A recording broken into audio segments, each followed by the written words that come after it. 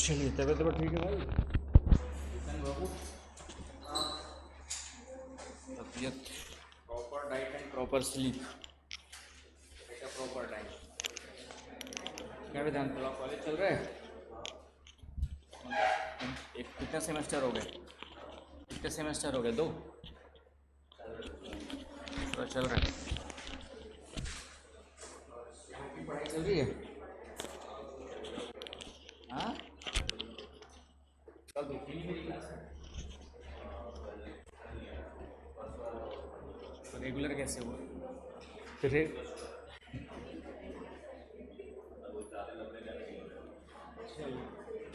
Hope so. कम कर, bike कर देना। नहीं ज़्यादा है, गर्मी लग रही है, ठंडा लग रहा है। चलिए, हम लोगों ने स्टार्ट कर लिया था। आज देखना है थर्मोस्फीयर। कल की कोई प्रॉब्लम है किसी के पास?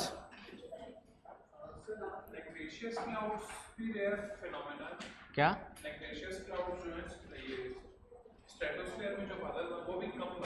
बहुत कम, रेयर ऑफ, हाँ कभी कभार बनते हैं। वैसे वहाँ बादल नहीं बनते, रेयर ऑफ रेयर केस में बन गए तो उसको नाम दिया गया स्पेशली।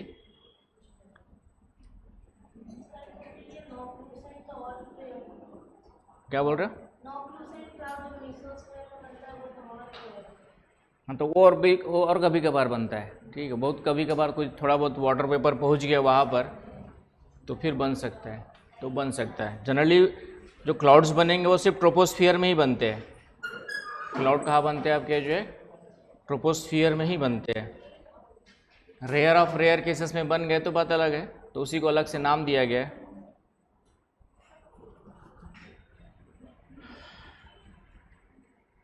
खुल जा भाई। और कोई प्रॉब्लम? कल की क्वेश्चन देख लिए? हाँ, बता देता हूँ। क्या चीज़? हाँ, ओजोनोस्फीयर में टेम्परेचर बढ़ते हैं। क्यों बढ़ता है? क्योंकि ओजोन गैस क्या करती है? अल्ट्रावायलेट रेस को एब्जॉर्ब कर रही है, और रेडिएशन को एब्जॉर्ब करोगे तो आपका टेम्परेचर क्या होगा? बढ़ेगा, सीधी सी बात है। तो उसके कारण से बढ़ता है। नेक्स्ट आज हम लोग देखेंगे थर्मोस्फीयर।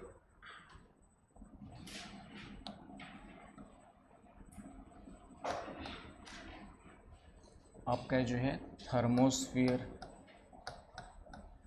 तापमंडल।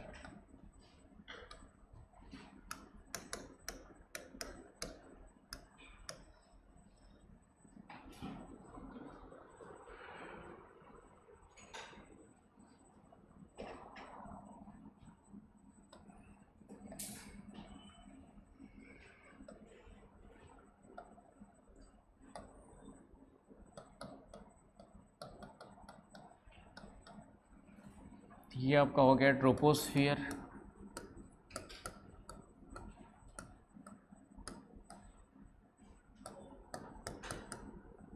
क्षोभ मंडल,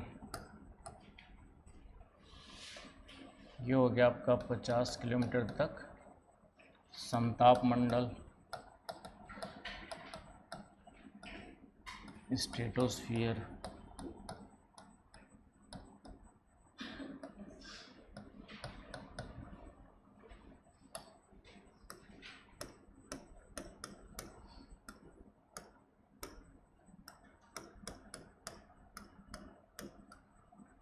मेसोस्फियर,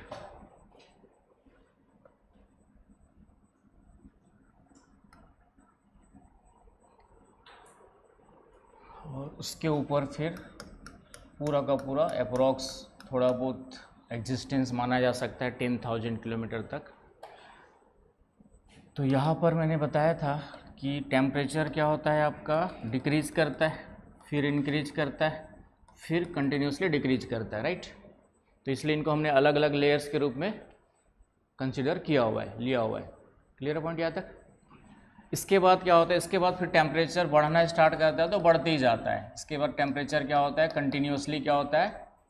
बढ़ता है, और कंटिन्यूसली हाई टेम्परेचर की ओर बढ़ते जाता है।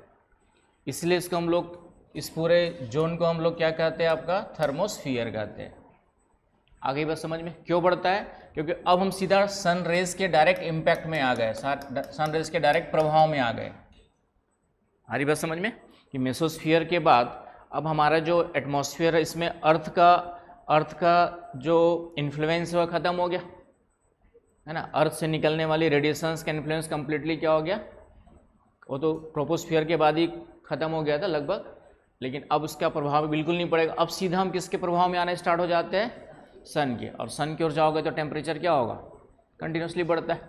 तो वेरी हाई टेम्परेचर, यहाँ पे आपका टेम्परेचर बहुत ज़्यादा तेज़ी से बढ़ता है, टेम्परेचर जो है बहुत हाईली स्पीड से बढ़ता है, बहुत ज़्यादा बढ़ता है, और इतना बढ़ जाता है कि यहाँ पर जो थोड़े बहुत ऑक्सीजन, नाइट्रोजन, हीलियम, हाइड्रोजन जो भी गैसेस है वह आयोनाइज हो जाती है ना। बहुत ज़्यादा टेम्परेचर के कारण से वो क्या हो जाती है, आपके जो है पार्टिकल्स, इलेक्ट्रॉन वगैरह क्या होते हैं आपके जो है ब्रेक हो जाते हैं और पूरी तरह से आयोनाइज्ड हो जाते हैं। आयोनाइज समझते हो ना, प्लस माइनस के रूप में आयोनाइज्ड, आयनीकृत हो जाते हैं।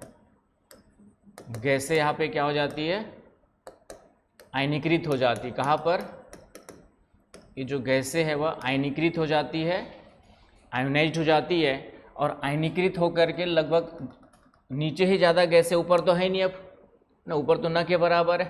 तो ये लगभग 640 किलोमीटर के नीचे, 640 किलोमीटर के नीचे आपकी अलग अलग गैसें उसकी लेयर बन जाती है, इसीलिए इसको आयन मंडल कहते हैं। इसको हम लोग क्या कहते हैं, आयनोस्फीयर कहते हैं। इसको हम लोग क्या कहते हैं, आपका जो है आयनोस्फीयर कहते हैं, आयन मंडल कहते हैं। तो आयन मंडल क्यों कहते हैं, क्योंकि यहाँ पे गैसें क्या होती है, आयोनाइज्ड होती है ड्यू टू हाई टेम्परेचर। समझ पा रहे हो मेरी बातें, कि बहुत ज़्यादा यहाँ पे टेम्परेचर हो जाता है। जैसे यहाँ पे तो जो गैस है, नाइट्रोजन और ऑक्सीजन, ये आपके गैसेस फॉर्म में है ना। तो हम लोग उसको इनहेल कर रहे हैं, ऑक्सीजन को, कार्बन डाइऑक्साइड एक्सहेल कर रहे हैं, और एटमॉस्फेयर में वो भी जा रही है। लेकिन इसी के यहाँ के टेम्परेचर को हम मान लेते हैं कि कर देते हैं 50, 60, 70, 80, 90, 100 डिग्री, 100 से भी ऊपर कर देते हैं।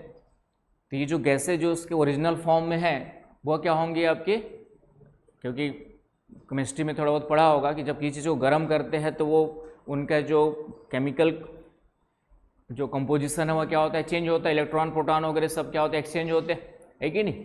तो उसके कारण से क्या होता है, वो आयोनाइज्ड हो जाती है, और आयोनाइज्ड लेयर के रूप में, अलग अलग गैसों की लेयर के रूप में यहाँ पर क्या होते हैं, कंसनट्रेट हो जाते हैं इस पर्टिकुलर 640 किलोमीटर के नीचे, इन बिटवीन दिस। तो इसीलिए इस जोन को हम लोग क्या कहते हैं, आप क्या जो है आयनोस्फीयर कहते हैं। आगे बस समझ में।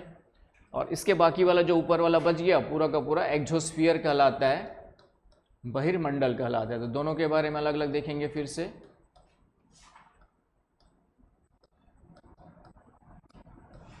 तो तापमंडल के बारे में पहला पॉइंट क्या याद रखना है, तापमंडल आपका जो है above 80 kilometre, completely it is known as the thermosphere, है ना। Above 80 kilometre completely it is known as the thermosphere. 80 kilometre के ऊपर पूरा का पूरा क्या हो गया, तापमंडल हो गया। इसी तापमंडल का 640 किलोमीटर वाला पार्ट क्या कहलाता है आपका जो है ना, लेस देन 640 या 80 to 640 वाला पार्ट क्या कहलाएगा आपका, ये वाला पार्ट आपका जो है आयनोस्फीयर कहलाता है, आयन मंडल कहलाता है। आया समझ में, राइट। और उसके बाद वाला फिर बहिर्मंडल कहलाता है। ग्रेटर देन 640 वाला किलोमीटर वाला क्या कहलाता है आपका जो है बहिर्मंडल कहलाता है, एक्सोस्फीयर कहलाता है। तो कौन सा पार्ट क्या कहलाता है समझ में आ गया केतन बाबू, आ रहा है ना धीरे धीरे समझ में, धीरे धीरे ही समझ में आती है चीज़ें, और जीवन में जो भी होना है धीरे धीरे ही होता है, क्या निसी है? कैसे कोई चीज़ है जो जल्दी से हो गई हो, हर चीज़ का प्रकृति ने नियम निर्धारित कर रखा है कि हर चीज़ का एक टाइम निर्धारित कर रखा है। तो उसी प्रकार हमारे जीवन का भी और होने वाले जीवन में घटने वाली घटनाओं का भी टाइम निर्धारित है ना। जैसे बच्चा है तो 9 महीने स्टैंडर्ड टाइम फिक्स किया गया, 9 महीने बाद ही यदि सही सलामत जन्म लेता है तो शारीरिक रूप से और मानसिक रूप से क्या होता है, स्वस्थ होता है। उससे कम में हो गया तो डिसेबिलिटीज़ की संभावना बनी रहती है ना। बहुत इमेच्योर हो गया तो बहुत ज़्यादा इमेच्योर हो जाता है ना, तो फिर आपका कुछ ना कुछ फिजिकल या मेंटल डिसऑर्डर की समस्या बनी रहती है, तो वो भी निर्धारित है। कोई भी पक्षी के जैसे अंडा है, अंडे से तितली या कोई चिड़िया का बच्चा निकलता है, तो उसके स्ट्रगल को ख़त्म कर दोगे, सोचोगे कि स्ट्रगल कर रहा है तोड़ करके निकलने में। और किसी ने, एक बच्चे ने क्या किया था कि स्ट्रगल कर रहा है, देखा, उसको दया आया, उस अंडे को तोड़ दिया। बच्चा बाहर तो आ गया लेकिन वो जिंदा नहीं बचा।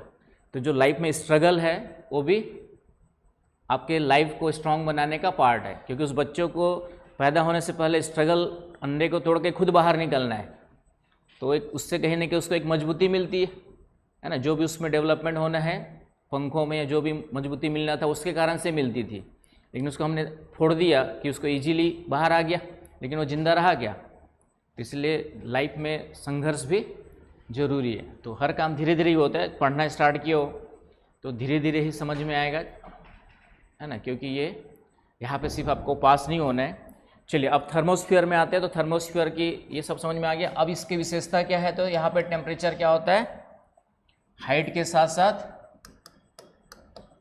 टेम्परेचर भी स्पीडली बढ़ता है। यहाँ पर क्या होता है, हाइट बढ़ेगी तो टेम्परेचर क्या होता है, स्पीडली बढ़ता है। क्लियर है पॉइंट।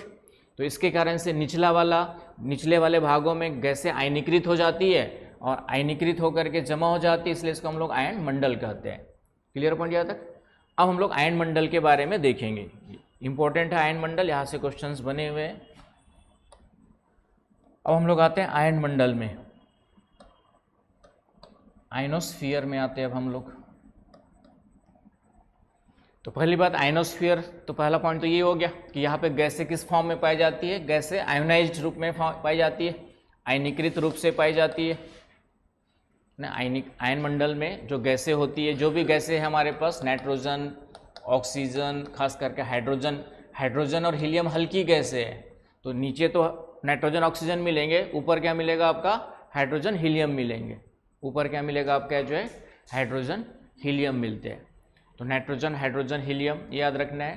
तो यहाँ पे कौन कौन सी गैसेस मुख्य रूप से आयनीकृत में पाई जाती है, तो नाइट्रोजन, ऑक्सीजन, हाइड्रोजन और हीलियम, ये 4 मेजर गैसेस मिलती है आयनोस्फीयर में, आयन मंडल में। Clear point. अब यहाँ पे क्या विशेषता है, यहाँ पे एक महत्वपूर्ण विशेषता ये है कि यहाँ पे सबसे पहली बात, एक घटना घटती है पोल के ऊपर, ध्रुवों के ऊपर, जिसको हम लोग कहते हैं ध्रुवीय प्रकाश की उत्पत्ति होती है। ये क्वेश्चन यूपीएससी ने पूछा हुआ है, पेपर देखे हो आप, क्या जो है generation of polar lights, polar lights यहाँ पे क्या होती है, जनरेट होती है। अब पोलर लाइट्स क्या होती है उसको देखेंगे, समझेंगे। ये पोल्स के ऊपर मिलती है, इसी के लिए मैं उसमें खुल जा भाई, पहले डायग्राम दिखा दूं।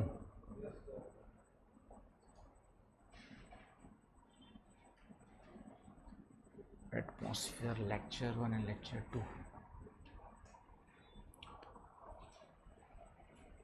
तो ये हम लोग पढ़ रहे हैं अभी ना, वर्ड्स एटमॉस्फेयर, ये ट्रोपोस्फीयर दिख रहा है जितना, डायग्राम्स वगैरह, हाई वाले प्लेन यहाँ पे उड़ते बताया था मैंने। ये ओजोन लेयर हो गई आपकी, इसके बाद स्टार्ट होती है 20 किलोमीटर के बाद मेसोस्फीयर है, थर्मोस्फीयर दिख रहा है, अभी हम लोग ये पढ़ रहे हैं आपका जो, ठीक है। तो थर्मोस्फीयर में ये चीज़ें हैं। हाँ, थर्मोस्फीयर और मेसोस्फीयर के बीच की जो बाउंड्री है उसको मेसोपॉस, या यहाँ पर एक नया नाम दिया गया कर्मन लाइन, ये नोट कर लेना आपका। ये 80 किलोमीटर, ये आपका जो है 80 किलोमीटर ये वाला पार्ट, इसके ऊपर आपका थर्मोस्फीयर है, इसके नीचे मेसोस्फीयर है। तो यहाँ पर ये बाउंड्री जो कहलाती है इन दोनों के बीच की, ये कहलाती है मेसोपॉस, मध्य मंडल कहलाती है, सॉरी मध्य सीमा कहलाती है। और इसी को जो है कर्मन नामक व्यक्ति ने अध्ययन करके इसके ऊपर ही सैटेलाइट स्थापित किए। कर्मन लाइन जो यूज किया गया है मेनली साइंस एंड टेक जिन बच्चों का हुआ होगा उनको कहीं ना कहीं जिक्र किया गया होगा। विकासशील याद आ गई है, सर ने साइंस एंड टेक पढ़ाया होगा उसमें। तो कर्मन लाइन कौन सी है, जो हमारे लोअर सैटेलाइट्स है जिससे हमारा प्रसारण होता है टीवी रेडियो वगैरह का। आ रही बात समझ में। ऊपर से भी होता है, ऊपर से होता है बीबीसी लंदन या वर्ल्ड न्यूज़ न्यूयॉर्क का चैनल देखना है तो वो ऊपर 36,000 वाले जियो सिंक्रोनस से होता है, राइट। निचले वाले जो सैटेलाइट है वह थर्मोस्फीयर में, अभी पढ़ेंगे इसी में, थर्मोस्फीयर में आगे बताऊंगा, लेकिन ये डायग्राम दिख गया तो यहीं पे बता दे रहा हूँ कि जो लोअर लेवल के सैटेलाइट्स है ये लगभग आपके 800 किलोमीटर के नीचे ही स्थापित किए जाते हैं। 800 किलोमीटर के नीचे ही क्या होते हैं आपके स्थापित किए जाते हैं। तो ये मेसोस्फीयर के बाद कर्मन लाइन कहलाती है। इस कर्मन लाइन के ऊपर इन बिटवीन यहाँ पर जो है ये लोअर सैटेलाइट्स, जो ब्रॉडकास्टिंग सैटेलाइट्स होते हैं, लोअर सैटेलाइट्स, ये मुख्य रूप से निचले लेवल के सैटेलाइट्स यहाँ पे स्थापित किए जाते हैं। लोअर ऑर्बिट सैटेलाइट्स पढ़ा होगा ना आपका, थोड़ा बहुत याद है निसी, LEO MEO, समझ गए। तो ये सब थोड़ा बहुत, चलिए तो ये है, और उसके ऊपर है आपका एक्सोस्फीयर, वो बाद में देखेंगे, अभी थर्मोस्फीयर की कहानी में आते हैं। चलूँ आगे, क्या ये तो पूरे यूनिवर्स में घूमते रहते हैं, ये नीचे इंटर कर जाते तो वो अलग घटना है आपकी, जो यहाँ से होते हुए यहाँ पे भी कभी कभार आ जाते हैं, निचले भाग तक कभी कभार आते हैं, ये तो यूनिवर्स में घूमते रहते हैं। तो ऊपर कभी पृथ्वी के ग्रेविटेशनल फोर्स में आते हैं तो हमारे एटमॉस्फेयर में इंटर कर जाते हैं, तो कुछ तो जो होते जल के वहीं पे ख़त्म हो जाते, और जो नहीं जल पाते वो नीचे तक गिर जाते, और कभी कभी टकरा के फिर वापस उधर रिटर्न हो जाते, कहीं और चले जाते, तो वो अलग से आएंगे। नहीं, पोलर लाइट्स इसमें नहीं बनाया हुआ, हाँ ये है, बनाने की कोशिश की है वाला, ठीक है, लेकिन उसकी का डायग्राम और होगा मेरे पास। ये टेम्परेचर का डायग्राम बनाया था मैंने, ठीक है, ये कम हो रहा है थोड़ा सा, लगभग समान, फिर बढ़ता है, फिर ये घटता है, फिर ये बढ़ते जाता है। ये टेम्परेचर का ग्राफ है, ये भी वही ग्राफ है आपका, ठीक है। ये कैसे पृथ्वी गर्म होती है, ग्रीन हाउस इफेक्ट के रूप में बताया था कि सोलर रेस आती है, इसको हीट करती है, हीट से जो रेडिएशंस निकलती है उससे क्या होता है, ट्रैप करती है गैसेस, और ये फिर आगे गर्म होता है, राइट। ये तो अभी पढ़ेंगे हम लोग, एक और डायग्राम होगा इसमें, पोलर लाइट्स होना चाहिए।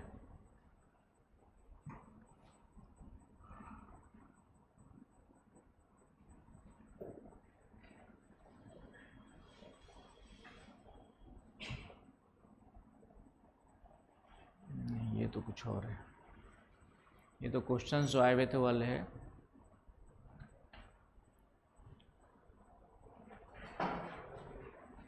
क्या चीज, सब सुविधाएं हैं आपके पास, समझ गए। हम लोग के पास ये सुविधाएं, ले अब नहीं चल रहा है नेट तो उसमें मैं कुछ नहीं कर पा रहा हूँ, ठीक है, ये नेट का ही नहीं चल रहा है भाई, ठीक है, इसको वहाँ से बंद कर दिएगा किसी ने, चल तो रहा है,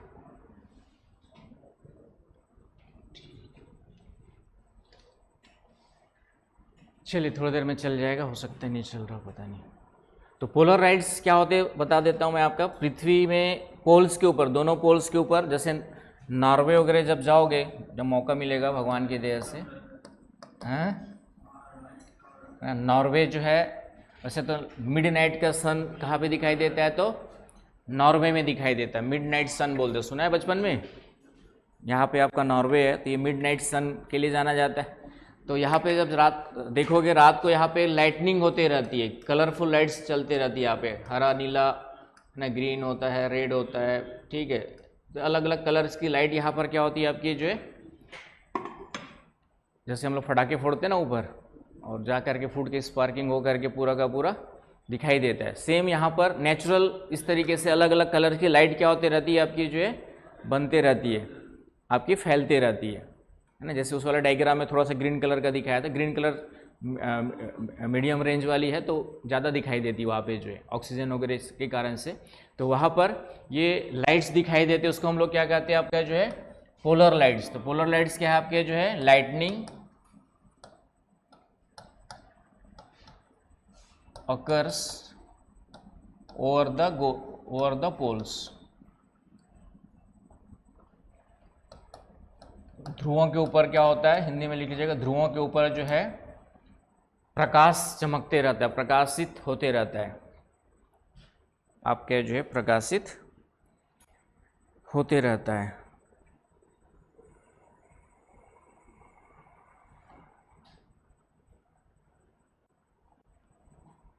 ठीक है, तो ये आपका वहाँ नहीं खुला तो मोबाइल में देख लेते हैं। ये दिख रहा है आपका, इस तरीके से पूरा का पूरा दिखाई देता है। कलरफुल लाइट्स दिख रही है, ये कलरफुल लाइट दिख रही है ना आप लोग को। ये पूरा का पूरा इस तरीके से वहाँ पे क्या होता है, पोल्स के ऊपर नार्वे वगैरह जाएंगे तो ये मस्त नज़ारा देखने को मिलता है। इसी को देखने के लिए, घूमने के लिए कई लोग जाते हैं, इसी को देखने का इंतज़ार करते, राइट। अभी क्यों बनते उस पर आएंगे, ये तो आपको पहले बताना था कि पोलर लाइट्स क्या है। कोई पूछेगा तो क्या बताओगे? ठीक है, कि आपका आइनोस्फीयर में कहाँ दिखाई देता है, तो आइनोस्फीयर में। मुख्य रूप से एक क्वेश्चन आया हुआ है आपका कि ये घटना कहाँ पर होती है, तो आपका जो है आइनोस्फीयर में होती है। और आइनोस्फीयर में क्यों होती है उसका कारण देखेंगे। इसका कारण क्या है,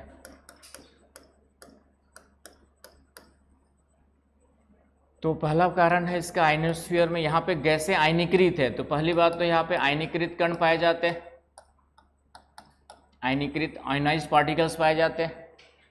प्लस माइनस के रूप, आयनाइज्ड का मतलब ये प्लस माइनस के रूप में यहाँ पे क्या मिलेंगे, आपके जो भी गैसेस के मॉलिक्यूल्स है वो प्लस माइनस के रूप में फाइंड आउट होंगे, मिलेंगे वहाँ पे जो है। आ रही बात समझ में, ये मैंने बताई दिया। दूसरा कारण इसका है पृथ्वी का चुंबकीय क्षेत्र, पृथ्वी का चुंबकीय गुण, मैग्नेटिक प्रॉपर्टी ऑफ अर्थ।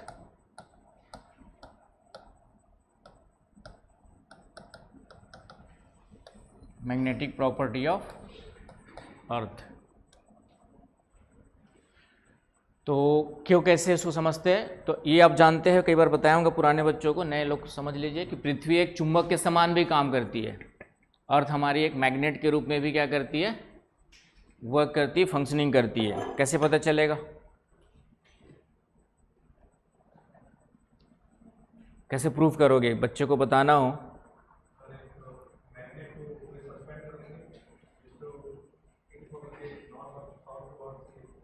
अभिषेक बताओ, विकासशील क्या बोल रहे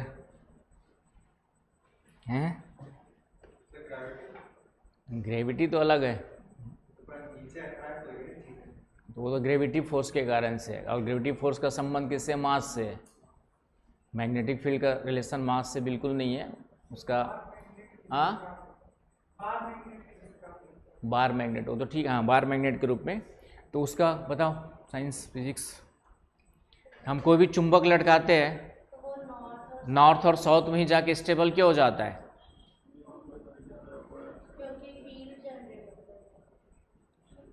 ठीक है, वो इसलिए होता है नॉर्थ एंड साउथ में जा कर के, क्योंकि उसके नीचे कोई दूसरा चुंबक होगा जिसका पोल्स इसके जस्ट अपोजिट होगा। ये नॉर्थ, ये साउथ है, तो ये साउथ, ये नॉर्थ होगा। तो वो पोल्स किसका होता है, अर्थ का होता है। आ रही बात समझ में, वो पोल्स किसका होता है, आपका जो है अर्थ का। कि हम कोई भी फ्रीली, आपके जो फ्रीली सस्पेंड करते हैं किसी चुंबक को, तो वो हमेशा नॉर्थ एंड साउथ में जाके स्टेबल हो जाएगा। इसका मतलब उसके नीचे कोई ऐसा चुंबक है जो उसके विपरीत ध्रुव वाला है, विपरीत पोल वाला है, आपका रिवर्सल पोल्स वाला है, और उसको क्या कर दे रहा है, उसी डायरेक्शन में उसको रोक दे रहा है। आ रही बात समझ में, तो वह पोल कौन सा होता है, आपका अर्थ का होता है। तो अर्थ एक जो है बार मैग्नेट के रूप में काम करती है।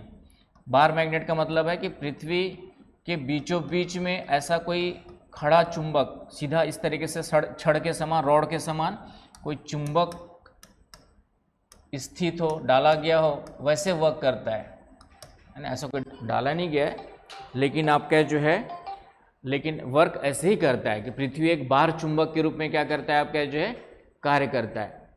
आ रही बात समझ में, तो इसीलिए हम दूसरा चुंबक लटकाते हैं, लेकिन इसका पोल इसका अपोजिट मान लेते हैं हम लोग। ये साउथ मैग्नेटिक पोल हो जाएगा, या मैग्नेटिक साउथ पोल। मैग्नेटिक अर्थ का जो पोल है वह क्या होगा, आपका अपोजिट माना जाता है ज्योग्राफिकल पोल के। ज्योग्राफिकल नॉर्थ पोल हो गया, है ना। जीएनपी का मतलब ज्योग्राफिकल नॉर्थ पोल है, लेकिन मैग्नेट की बात करेंगे तो मैग्नेटिक क्या बन जाएगा, साउथ पोल बन जाएगा। और ये वाला जो है ज्योग्राफिकल साउथ पोल है, लेकिन मैग्नेटिक की बात करेंगे तो मैग्नेटिक नॉर्थ पोल बन जाएगा। तभी हम चुंबक को जब लटकाते हैं तो नॉर्थ दिशा इधर, साउथ दिशा इधर, इसके हिसाब से हम क्या करते हैं, डायरेक्शन भी फाइंड आउट करते हैं। आ गई बात समझ में।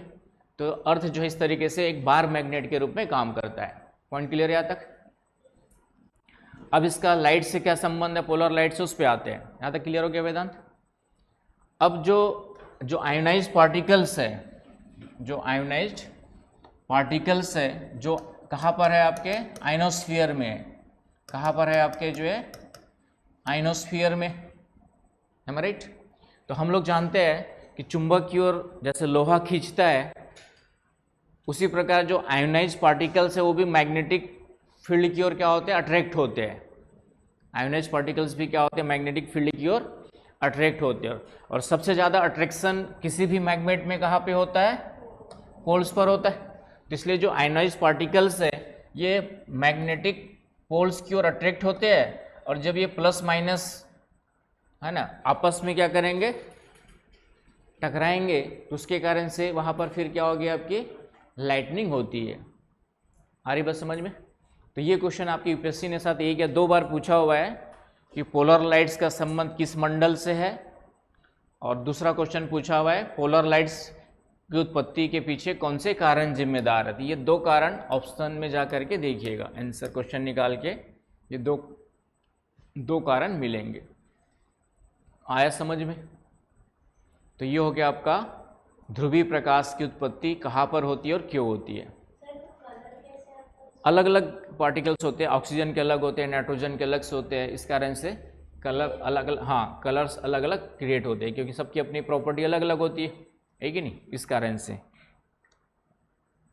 तो वो कलर्सफुल दिखते हैं आपके जो है। तो यहाँ तक कोई समस्या है तो बताएं। हाँ, इसको नाम दिया गया वो ध्यान रखिएगा। इसको नॉर्दर्न हेमिस्फीयर में हम लोग कहते हैं अरोरा बोरियालिस कहते हैं, जो लाइटनिंग होती है इसको नॉर्दर्न हेमिस्फीयर में हम लोग कहते हैं अरोरा, नॉर्दर्न हेमिस्फीयर उत्तरी गोलार्ध, तो नॉर्दर्न हेमिस्फीयर में इसको कहते हैं Arora borealis.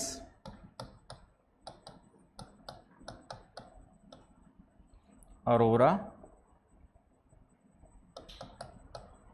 Borealis.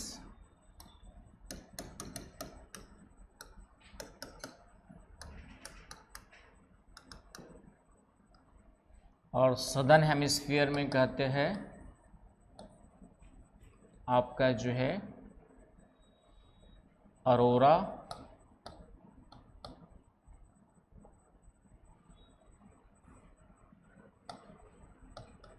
Australis, Arora australis.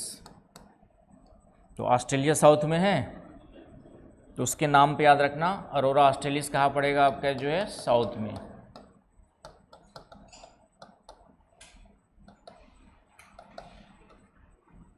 Arora australis.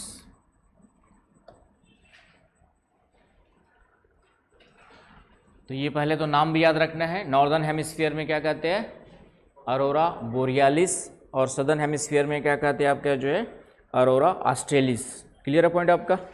ये साउथ में दिखता है, तो ये आपको ध्यान में रखने हैं। तो यहाँ तक कोई समस्या है तो बताएं, कोई कन्फ्यूजन है तो बताएं। ठीक है, जो ग्रीन या रेड कलर दिखता है वह ऑक्सीजन के कारण से दिखता है, लिख लीजिए। ग्रीन या रेड जो कलर बनता है वो किसके कारण से बनता है, ऑक्सीजन गैस के कारण बनता है। और ब्लू एंड पर्पल कलर बनता है आपका जो है नाइट्रोजन के कारण से। ग्रीन और रेड ये आपका बनता है ऑक्सीजन आयोनाइज्ड पार्टिकल के कारण से, और ब्लू और पर्पल नीला या बैगनी, हिंदी में हो जाएगा नीला या बैगनी कलर, ब्लू और पर्पल कलर, ये बनता है नाइट्रोजन के कारण से। ये चार कलर दिखाई देंगे, हरा, लाल, नीला, बैगनी, मेनली आपको दिखाई देते हैं। कहाँ दिखाई देते हैं, पोल्स के ऊपर 60 डिग्री के बाद ही दिखाई देंगे, 60 से नीचे नहीं दिखाई देंगे, 60 के बाद। हाँ, ब्लू एंड पर्पल।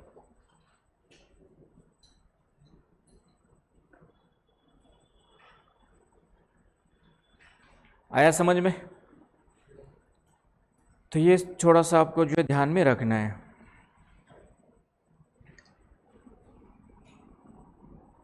चलिए आगे। ठीक है, चलिए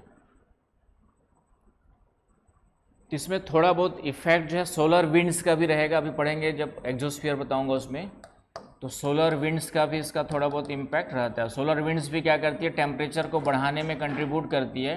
टेम्परेचर बढ़ेगा तो गैसें फिर से क्या हो जाएंगी आपकी जो है आयोनाइज्ड हो जाएंगी, फिर से प्लस माइनस में कन्वर्ट हो जाएंगे। क्लियर है? तो सोलर विंड्स का भी योगदान रहता है। सौर पौने, सौर पौने का मतलब होता है सूर्य में भी हवाएं चलती है जो आग के लपटें होती है, सोलर फ्लेयर्स कहते हैं। सो क्या कहते हैं हम लोग, सोलर विंड्स या सोलर फ्लेयर्स कहते हैं। ये भी क्वेश्चन लास्ट ईयर पूछा हुआ है, मैंने एक MCQ कराया था मैंने ऑनलाइन में, उसमें क्वेश्चन में डिस्कस किया था सोलर फ्लेयर्स क्यों बनते हैं, देखा था, देख लिया कर कुछ डालता हूँ तो टाइम निकाल के, यूं ही कुछ भी नहीं डालता मैं, इतना फुर्सत टाइम मेरे पास नहीं होती है ना। ग्रुप में यदि कोई चीज़ डालता हूँ तो जैसे कल आपका कॉन्स्टिट्यूशन में पेसिव यूस्थेनिया के बारे में डिसीजन आया, उसके पहले भी आ चुका था साहब, एक जो आपका केस था उसमें जो है, लेकिन अब ये हरीश राणा के कंटेक्स्ट में दिया हुआ है, तो पूरा डिटेल किस आर्टिकल के तहत उसको दिया गया, आर्टिकल 21 है कि नहीं, तो शायद उसका वीडियो मैं आज बना के डालूँगा।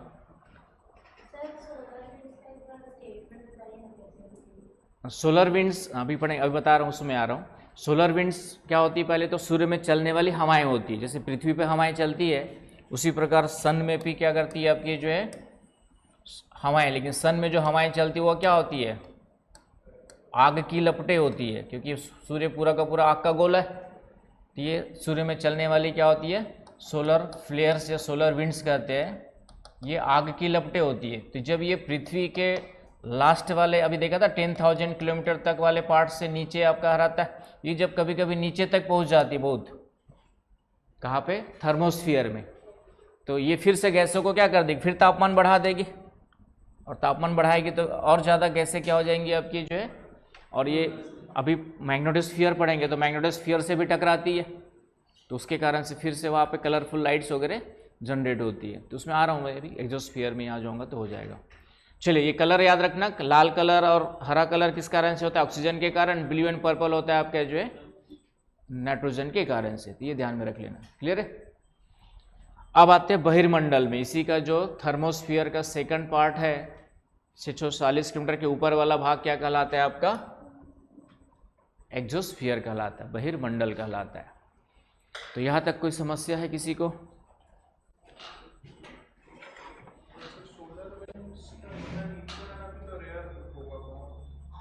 एकदम नीचे नहीं आता, ऊपर ही थर्मोस्फीयर वाले पार्ट में, थर्मोस्फीयर में ही रहेगा, ऊपर पड़ता है इसलिए टेम्परेचर बढ़ रहा है ना आपका जो है। लेकिन सोलर विंड जब कभी कभी बहुत ज़्यादा हाई हो जाती है तब इम्पैक्ट और ज़्यादा पड़ जाता है। ठीक है, नहीं आ जाएगा ना, क्यों नहीं, आयनमंडल उसी के बाद आयनीकृत गैसें हो क्यों रही है, टेम्परेचर के कारण से ही हो रही है। हाई टेम्परेचर क्यों हो रहा है, सन रेज के डायरेक्ट इम्पैक्ट के कारण से, और सन रेज के का ही संबंध आपका उससे भी हो गया, सोलर फ्लेयर से, तो नीचे तक आएंगे आपका जो हमारा एटमॉस्फेयर है, जो आउटर एटमॉस्फेयर है 80 किलोमीटर के बाद वाला, तो ये पूरा का पूरा सीधा सीधा किसके इम्पैक्ट में रहता है, सन रेज के इम्पैक्ट में रहता है। इसे हम लोग क्या कहते हैं, थर्मोस्फीयर कहते हैं। बस ये है कि हम नीचे वालों को आयनीकृत इसलिए बोल देते हैं कि जो गैसेस है आपके नाइट्रोजन, ऑक्सीजन और हीलियम और हाइड्रोजन, ये मेनली नीचे 640 किलोमीटर के नीचे ज़्यादा मिलते हैं, उसके ऊपर वो जो है न के बराबर रहते हैं, इस कारण से। लेकिन जब सोलर विंड चलती है तो इसका इम्पैक्ट यहाँ पर भी पड़ता है आपका जो। और अभी जो मैग्नेटोस्फीयर मैंने बताया, तो मैग्नेटोस्फीयर में जब भी कोई मैग्नेट होता है तो बचपन में फिजिक्स वाले बच्चे 11वीं 12वीं में एक्सपेरिमेंट किए होंगे, एक मैग्नेटिक फील्ड होता है, पूरा का पूरा होता है, किसी भी चुंबक इस तरीके से क्या होता है, मैग्नेटिक लाइन्स होती है, और मैग्नेटिक लाइन्स इस तरीके से क्या होती है, चारों ओर उसके क्षेत्र को निर्धारित करती है, राइट। तो ये जो मैग्नेटिक फील्ड है इसको हम लोग क्या कहते हैं, मैग्नेटिक फील्ड, चुंबकीय क्षेत्र कहते हैं। ये आउटर एटमॉस्फेयर का पार्ट है, किसका पार्ट है आपका जो है, आउटर एटमॉस्फेयर, एक्सोस्फीयर का पार्ट है। इसीलिए जो एक्सोस्फीयर है उसको मैग्नेटोस्फीयर भी बोलते हैं। एक्सोस्फीयर को क्या बोलते हैं, क्योंकि चुंबकीय क्षेत्र का प्रभाव सबसे लास्ट बाहर कहाँ तक होता है आपका, एक्सोस्फीयर तक होता है। तो ये बहिर्मंडल को चुंबकीय मंडल भी कहा जाता है, ये पॉइंट याद रख लो पहले तो बहिर्मंडल को क्या कहा जाता है, चुंबकीय मंडल भी कहा जाता है। आया समझ में, बहिर्मंडल को चुंबकीय मंडल भी कहा जाता है।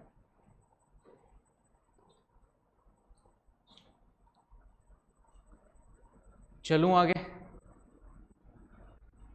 तो पहला पॉइंट याद रखना है, बहिर्मंडल तापमंडल का ही सबसे बाहरी भाग हो गया है ना। सबसे आउटर लेयर कौन सा हो गया हमारा, एक्सोस्फीयर हो गया। उसको चुंबकीय क्षेत्र मंडल भी क्यों कहा जाता है, क्योंकि चुंबकीय क्षेत्र मैग्नेटिक लाइंस, मैग्नेटिक फील्ड कहाँ तक फैला हुआ होता है, ऊपर आपका बहिर्मंडल तक होता है। और ये जो मैंने कहा कि यदि ये बहिर्मंडल या चुंबकीय मंडल नहीं होता तो ये जो सोलर फ्लेयर्स है, सोलर विंड्स है, ये नीचे तक आ जाती।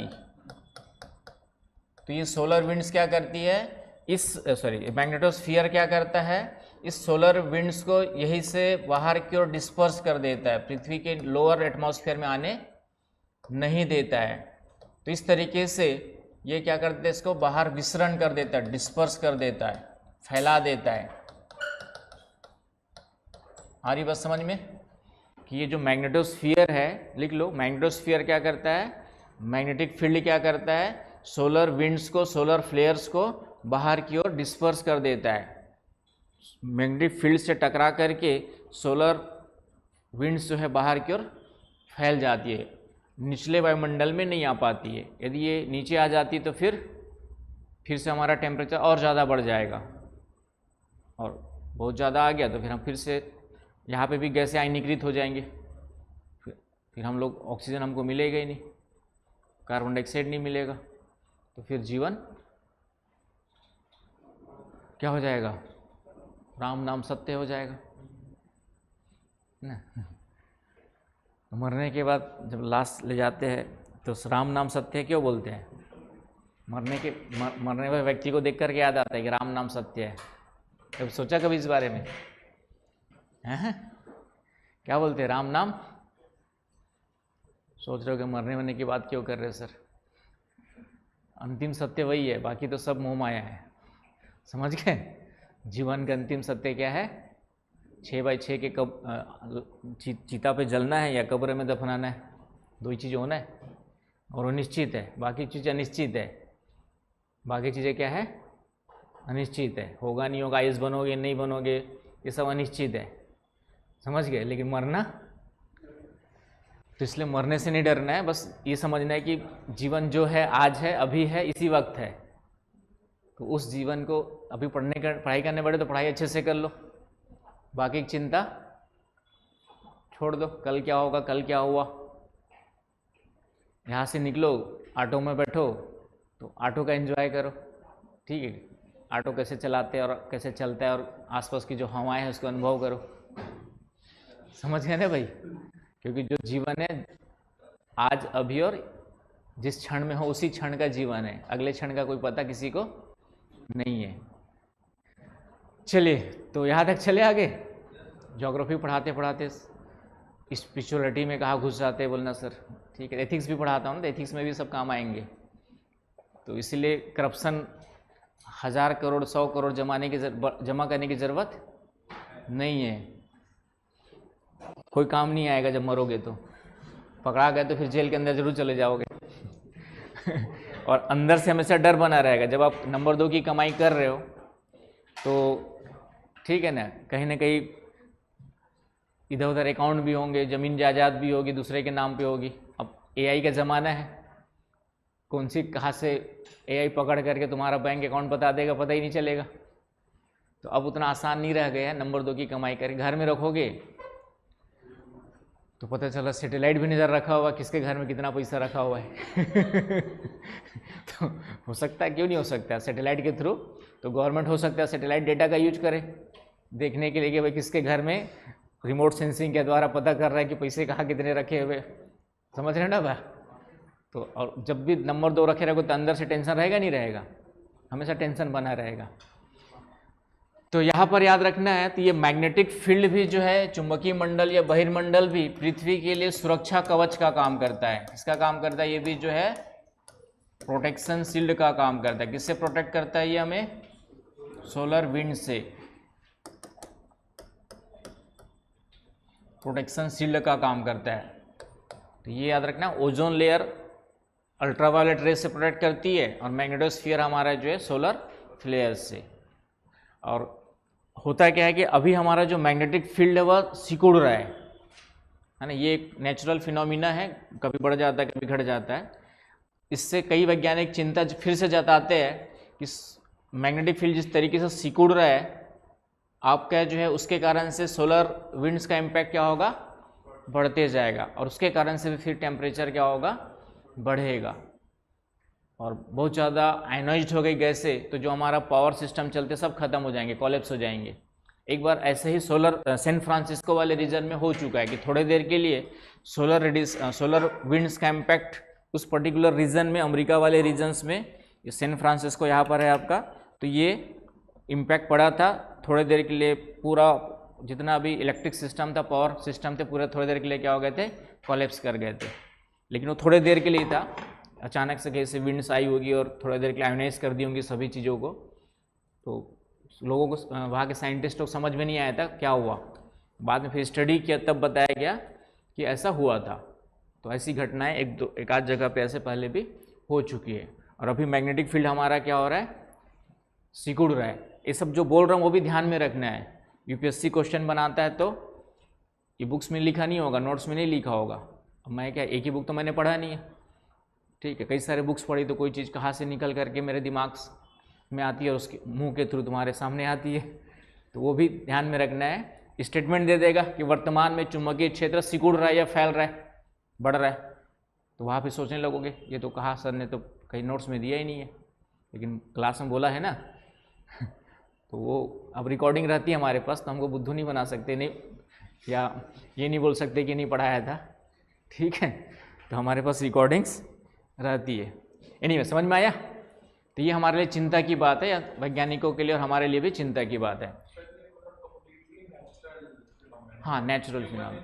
हाँ, अभी जैसा आपका ऑप्शनल में पढ़ेंगे कि मैग्नेटिक फील्ड की उत्पत्ति क्या होती है, वो भी देख ही लो। पृथ्वी का जो चुंबकीय क्षेत्र का जो संबंध है, इंटरनल स्ट्रक्चर ऑफ अर्थ, कई लोग को पढ़ा दिया है। ऊपर वाली लेयर क्या कहलाती है? क्रस्ट कहलाती है। 33 किलोमीटर या 33 से 35 किलोमीटर वाला भाग है ना, वहाँ पे भी बताया होगा मैंने थोड़ा सा। क्या आदित्य, याद नहीं है? याद करो, कुछ थोड़ा सा पढ़ाया था वहाँ पे भी। 2900 वाला कहलाता है मेंटल, आपका जो है मेंटल कहलाता है। और 2009 से 6371 किलोमीटर वाला भाग कहलाता है आपका जो है कोर कहलाता है। इस कोर के दो पार्ट्स है। आउटर कोर है आपका 5150 किलोमीटर के ऊपर वाला पार्ट क्या कहलाता है? आउटर कोर कहलाता है। और ये वाला पार्ट कहलाता है इनर कोर। ये लिक्विड फॉर्म में बताया था मैंने, ये लिक्विड में है, सॉलिड है, राइट। तो यहाँ पर क्या हो रहा है? पृथ्वी का घूर्णन के कारण से यहाँ पे फ्रिक्शन हो रहा है। कहाँ पे फ्रिक्शन हो रहा है आपका? ये वाली लेयर में।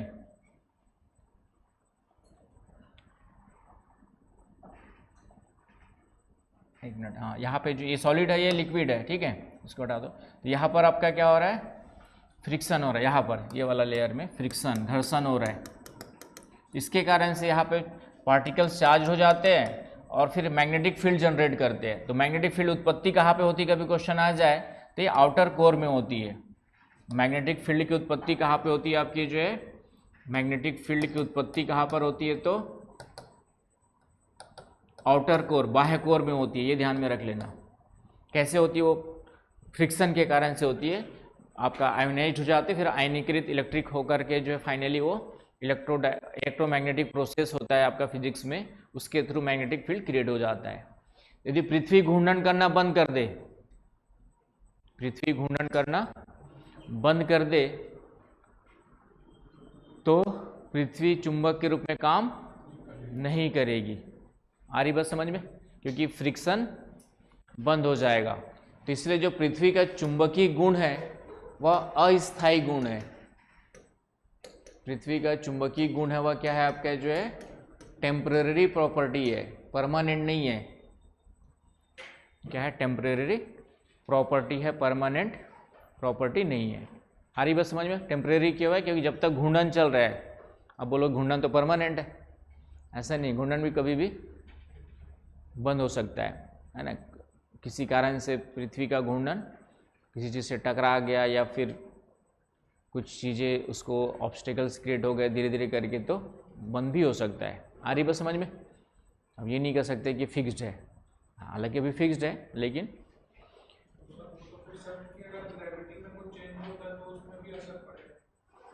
सन की ग्रेविटी में असर, हाँ सन अब होगा तो कुछ ना कुछ तो पड़ेगा, क्योंकि सन की ग्रेविटी के कारण से अर्थ रोटेट कर रहा है और अर्थ रिवॉल्व कर रहा है कि नहीं, उसके चारों ओर, तो पढ़ना ही पड़ना है। किस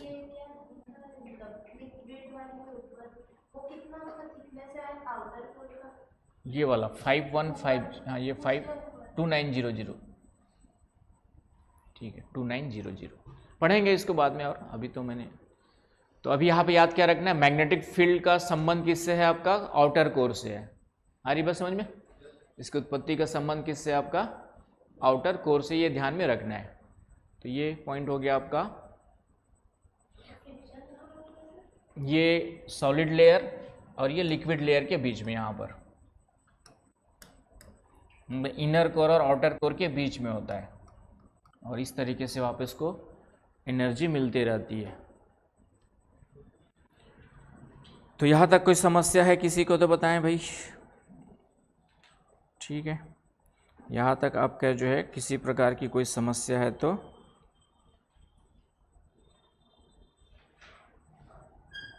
यहाँ तक क्वेश्चन देख लिए क्या चंद्रिका? ऑब्जेक्टिव क्वेश्चन देखिए, एग्जाम देना है तो। कहाँ खोए रहती हो तुम्हें? हाँ नहीं, अचानक से पूछो तो घबरा जाती हो, और सडन नहीं घबरानी, मतलब सडनली अचानक रहता है कि हाँ मुझसे पूछा जा रहा है कुछ, ऐसा नहीं है। चलिए, तो वो नहीं बोल रहा था, मैं बोल रहा था कि क्वेश्चन देखे क्या क्या क्वेश्चन आ रहे हैं। हाँ चलिए, तो साथ साथ कर लिया करो। जो ये मैंने कहा, जो पहले साथ में चलो उसको पहले करो, जो बाद में बच गया या आगे होने वाला है उसको, है ना। हम लोग, हमारी लाइफ में यही सब प्रॉब्लम है कि जो आज है उसको तो हम पहले नहीं कर पा रहे, पीछे जो छूट गया उसके पीछे भागते रहते हैं, या आगे क्या होगा उसके बारे में चिंता करके, इसके बारे में चिंता करते बैठे रहते हैं, ये बच्चा है वो बच्चा, ये नहीं हुआ, ये कैसा होगा क्या होगा, और जो हो गया उसके बारे में भी चिंता करते रहते, ये भी कैसे होगा। तो दोनों तरफ क्या है, चिंता का चिंता चिंता ही चिंता है समझ गए ना। लेकिन जीवन कहाँ पर है, सिर्फ आज में है, समझ गए।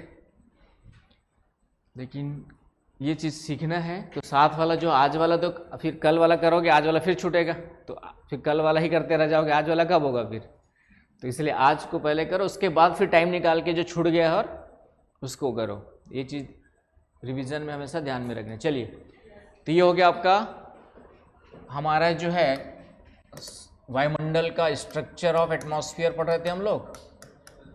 तो स्ट्रक्चर ऑफ एटमॉस्फेयर संरचना, तो ये जो हमने अभी पढ़ा था किसके आधार पे पढ़ा था, तापमान में परिवर्तन के आधार पे पढ़ा था, कि ऊंचाई के अनुसार टेम्परेचर जो चेंज होता है उसके हिसाब से हमने ट्रोपोस्फियर पढ़ा, आपका स्ट्रेटोस्फियर पढ़ा, मेसोस्फियर पढ़ा और थर्मोस्फियर पढ़ा। इसके 2 लेयर्स पढ़े। ये जो हमने अभी पढ़ा हुआ किसके बेसिस पे था आपका, जो है on the basis of temperature changes, है ना। Troposphere, stratosphere, mesosphere and thermosphere, ये लेयर्स जो क्लासिफिकेशन है वो किसके बेस पे पढ़ा हमने, टेम्परेचर के बेस पे पढ़ा। क्लियर है? तो इसमें कोई समस्या नहीं होनी चाहिए। दूसरा एक, इसी को मैंने फिर से दूसरा एक क्लासिफिकेशन के लिए इधर आपका डायग्राम बना लीजिए कि रासायनिक संरचना के आधार पे, रासायनिक संरचना, रासायनिक संगठन के आधार पर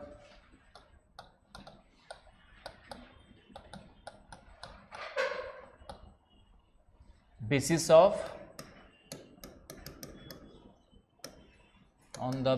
of chemical composition, on the basis of chemical composition। तो इसी को हम लोग फिर से दो भागों में डिवाइड करते हैं, बस नाम अलग है, बाकी चीज़ें वही है। होमोस्फीयर कहते हैं, सममंडल, और इसको हम लोग कहते हैं विषम मंडल।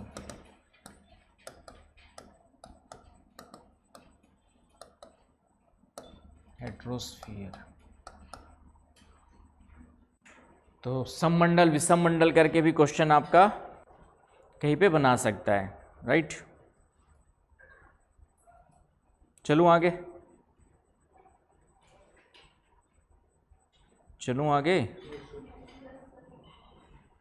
तो इसको सममंडल में ये तीन ऊपर की जो तीन लेयर्स है किसमें आएंगे, आपकी ऊपर की तीनों लेयर्स को मिला के हम लोग सममंडल कहते हैं। ट्रोपोस्फियर, स्ट्रेटोस्फियर एंड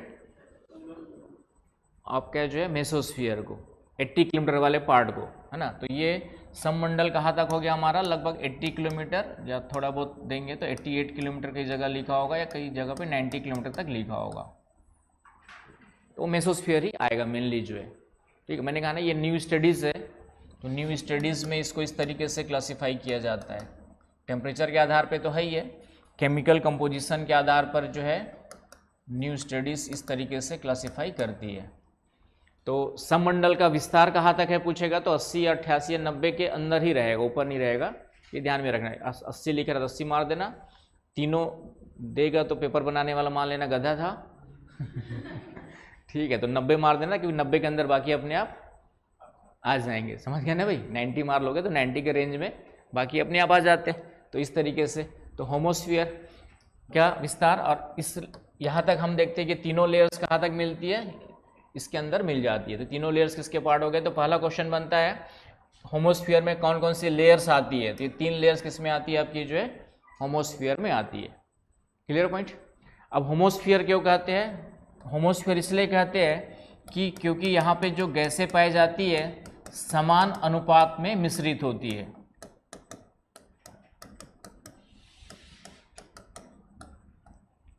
गैसें यहाँ पे क्या होती है, समान अनुपात में मिश्रित होती है। गैसेस फाउंड इन फिक्स्ड या इक्वल, ठीक, इक्वल है ना, गैसेस या mixed gases are found in mix form, mixed in equal ratio या इक्वल प्रोपोर्शन।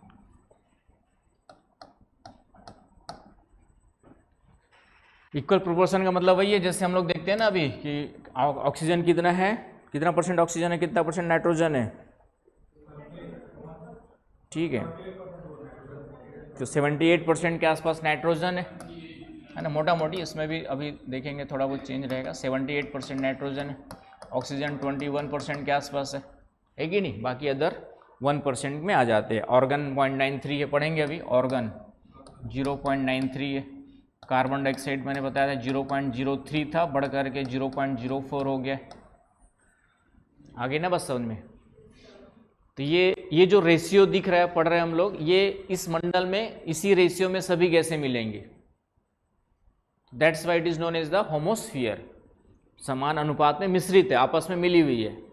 लेकिन जैसे इसके बाहर जाते हुआ क्या होता है, वहां पर गैसें आयनीकृत हो जाती है, लेयर्स में अलग अलग हो जाती है, मिक्स्ड नहीं होती है। तो इसलिए इसको विषम मंडल कहते हैं कि यहाँ पे गैसें जो है आपका जो है मिश्रित ना हो करके, है ना, अनुपात भी अलग होता है, मिश्रित ना हो करके लेयर्स में पाई जाती है,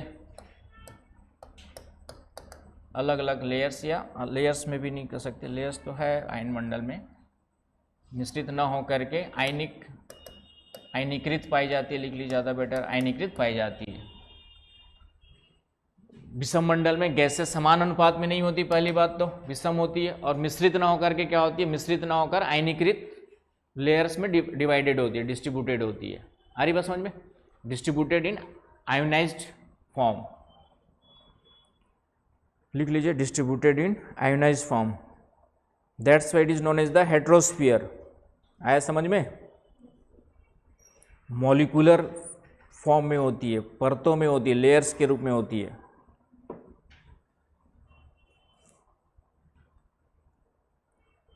तो यहां तक कोई समस्या है तो बताएं भाई, चलूं आगे? चलूं? समझ में आ रहा है? आकांक्षा इन अदर, साक्षी 1, नसरीन कहा कि रोजा के बाद आएगी। तुम रोजा नहीं रखते? क्या नाम है जैद? रखते हो? कितने दिन? पूरा 1 महीना फास्ट रखते हो? एक टाइम तो खाते हो?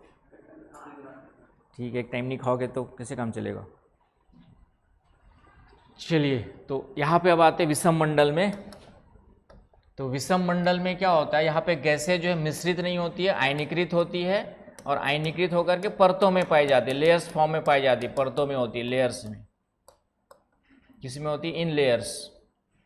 आया समझ में? अलग अलग गैसों की अलग अलग लेयर होती है। तो ये जो लेयर होती है वो देखिए, सबसे निचली लेयर होती है नाइट्रोजन की।